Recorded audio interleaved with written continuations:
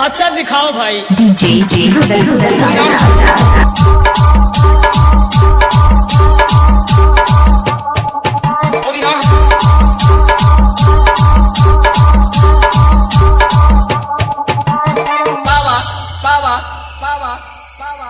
Rudal sound नसीब टोला। क्या बोला तो हमने कुछ बुझाता है, फिर से बोला।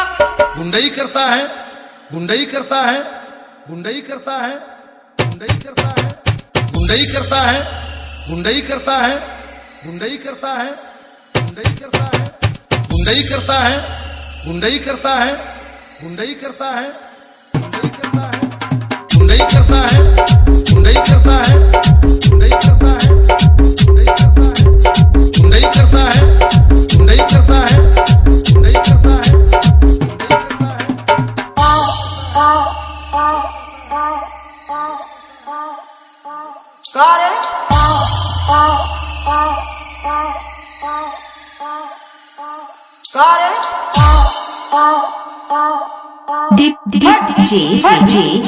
रुदल राजा।